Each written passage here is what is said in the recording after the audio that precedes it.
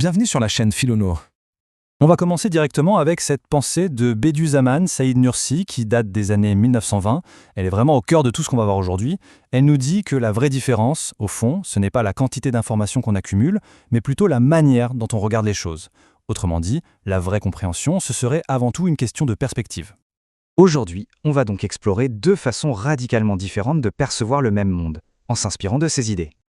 Attention, ici, il ne s'agit pas du tout de contester les faits, la science. Pas du tout. Il s'agit plutôt de s'interroger sur le cadre de lecture qu'on utilise pour interpréter ces faits. La réalité, le monde, est la même pour tout le monde. Mais la lentille à travers laquelle on la regarde, eh bien ça change tout. Et voici les deux lentilles, les deux perspectives qu'on va examiner. D'un côté, une vision qui regarde chaque chose au nom du Créateur. Et de l'autre, une vision qui regarde tout au nom des causes naturelles seules. Deux regards qui, vous allez le voir, créent deux mondes bien différents.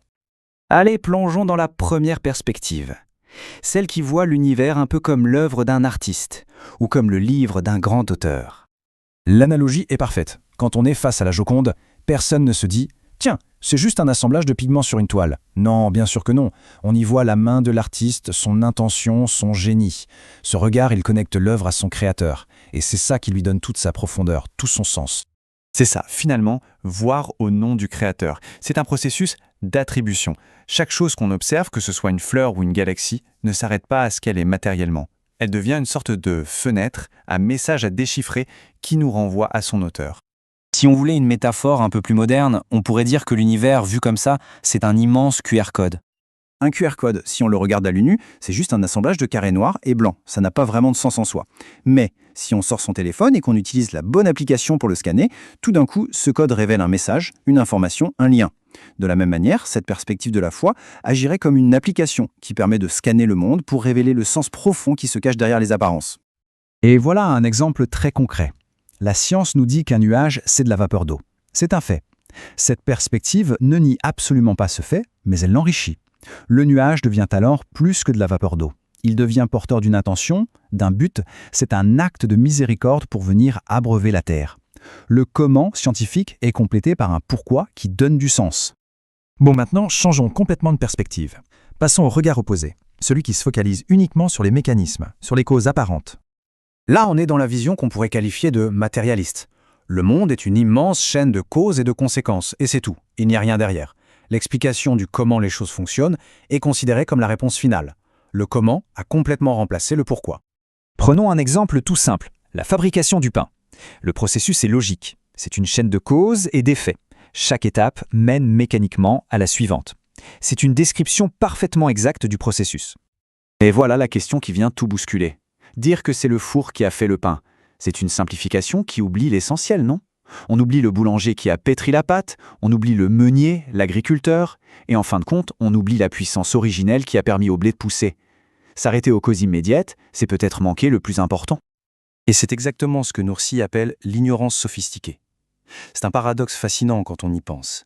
On peut être un expert, connaître sur le bout des doigts toutes les lois de la physique et de la biologie, mais si cette connaissance immense nous amène à penser que ces lois sont les créatrices ultimes, alors on tombe dans une forme d'ignorance très profonde. On prend la règle du jeu pour le créateur du jeu. Autrement dit, les lois de la nature seraient comme la recette, et les causes apparentes, les ingrédients. Mais une recette n'a jamais cuisiné un plat. Elles ne sont qu'un voile, un mode d'emploi à travers lequel le véritable chef opère. Et s'arrêter au voile, ce serait la plus grande des méprises. Ok, tout ça est un peu théorique, mais concrètement, dans la vie de tous les jours, comment est-ce que ces deux visions transforment notre expérience ? Prenons une épreuve que tout le monde connaît ou connaîtra, la maladie. Pour celui qui ne voit que les causes, c'est une panne absurde du corps, une malchance terrible, une souffrance insensée qui mène souvent au désespoir ou à la révolte. Maintenant, avec l'autre regard.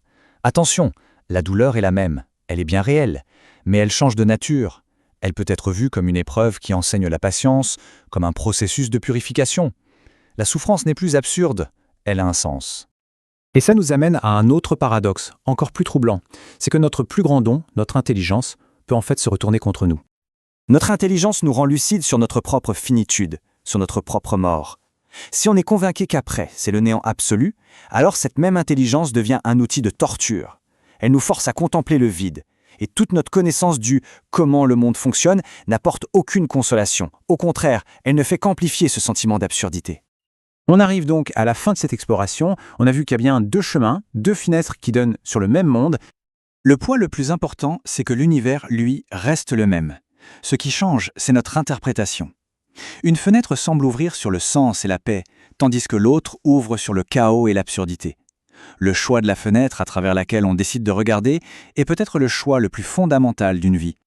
Et on peut terminer avec cette question à méditer. Laquelle de ces deux perspectives donne le plus de poids, le plus de résonance aux petites et grandes merveilles de notre existence, comme le sourire d'un enfant ou le silence des étoiles? La réponse qu'on y apporte éclaire non seulement notre vision du monde, mais aussi notre propre place dans cet univers.